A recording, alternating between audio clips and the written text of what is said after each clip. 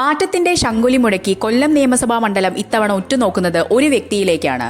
രാഷ്ട്രീയക്കാരൻ എന്നതിലുപരി സാധാരണക്കാരന്റെ വേദന അറിയുന്ന പതിനായിരങ്ങളുടെ ഹൃദയമിടിപ്പ് കാക്കുന്ന ഡോക്ടർ പ്രതാപ് കുമാർ.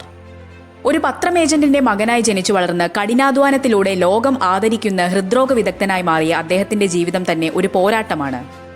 പത്രം ഏജന്റിന്റെ മകനിൽ നിന്ന് ലോകത്തിന്റെ സ്പന്ദനത്തിലേക്ക് എത്തിയ ഡോക്ടർ കൊല്ലം മങ്ങാട് സർക്കാർ സ്കൂളിലായിരുന്നു ഡോക്ടർ പ്രതാപിന്റെ പ്രാഥമിക വിദ്യാഭ്യാസം. പുലർച്ചെ വീടുകളിൽ പത്രമെത്തിക്കുന്ന അച്ഛന്റെ കഷ്ടപ്പാടുകൾ കണ്ടുവളർന്ന ആ ബാലന് പ്രതിസന്ധികളായിരുന്നു എന്നും കൂട്ട്.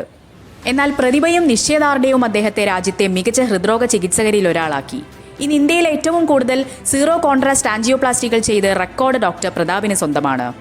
മാൽദ്വീപിൽ ഇന്റർവെൻഷണൽ കാർഡിയോളജിക്ക് തുടക്കം കുറിച്ചതും ദേശീയ ഇന്റർവെൻഷണൽ കൗൺസിൽ ചെയർമാനാകുന്ന ആദ്യ മലയാളിയായതും ഈ കൊല്ലംകാരനാണ്. കാരുണ്യത്തിന്റെ കരം പിടിച്ച ജനകീയ ഡോക്ടർ. ചികിത്സ എന്നത് പണക്കാർക്ക് മാത്രമുള്ളതല്ല എന്ന് പ്രായോഗികമായി തെളിയിച്ച വ്യക്തിത്വമാണ് അദ്ദേഹം. കൊല്ലം ESI ആശുപത്രിയിൽ 10 വർഷത്തിലേറെ ഹൃദ്രോഗ വിഭാഗത്തിന് നേതൃത്വം നൽകി പതിനായിരക്കണക്കിന് സാധാരണക്കാർക്ക് പുതുജീവൻ നൽകി. എന്നാൽ വെറും ഡോക്ടർ എന്ന നിലയിൽ അദ്ദേഹം ഒതുങ്ങുന്നില്ല.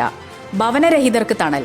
വർഷങ്ങളായി വാടക വീടുകളിലും സുരക്ഷിതമല്ലാത്ത കൂരകളിലും കഴിഞ്ഞിരുന്ന നിർധന കുടുംബങ്ങൾക്ക് സ്വന്തം സമ്പാദ്യത്തിൽ നിന്നും തുക ചിലവഴിച്ച് അദ്ദേഹം വീടുകൾ നിർമ്മിച്ചു നൽകി. താൻ നേരിട്ട വിദ്യാഭ്യാസ പ്രതിസന്ധികൾ ഒരു കുട്ടിയും അനുഭവിക്കരുത് എന്ന നിർബന്ധത്താൽ ആയിരക്കണക്കിന് വിദ്യാർത്ഥികൾക്ക് എല്ലാ വർഷവും പഠനോപകരണങ്ങളും സാമ്പത്തിക സഹായവും നേരിട്ടെത്തിക്കുന്നു. എന്തുകൊണ്ട് ഡോക്ടർ പ്രതാപ് കുമാർ? മാറി മാറി വന്ന ഇടതുവലത് മുന്നണികൾ വികസന കാര്യത്തിൽ കൊല്ലത്തെ വഞ്ചിച്ചുവെന്ന പരാതി ശക്തമാണ്. അടിസ്ഥാന സൗകര്യങ്ങൾ പോലുമില്ലാതെ ശ്വാസം മുട്ടുന്ന കൊല്ലത്തിന് വേണ്ടത് കൃത്യമായ പ്ലാനിംഗ് ഉള്ള ഒരു അമരക്കാരനെയാണ്. വൈദ്യശാസ്ത്രത്തിലെ വിപ്ലവം. ഹരിയാനയിലെ 4 ജില്ലാ ആശുപത്രികളിൽ സർക്കാർ പങ്കാളിത്തത്തോടെ 50,000 പേർക്ക് കുറഞ്ഞ ചിലവിൽ ഹൃദയ ശസ്ത്രക്രിയ നടത്തി അദ്ദേഹം തന്റെ ഭരണപാടവം തെളിയിച്ചതാണ്. ആരോഗ്യ വിദ്യാഭ്യാസ സാമ്പത്തിക മേഖലകളിൽ കൊല്ലത്തെ കേരളത്തിലെ 1ാം നമ്പർ മണ്ഡലമാക്കുക എന്നതാണ് ഡോക്ടറുടെ ലക്ഷ്യം.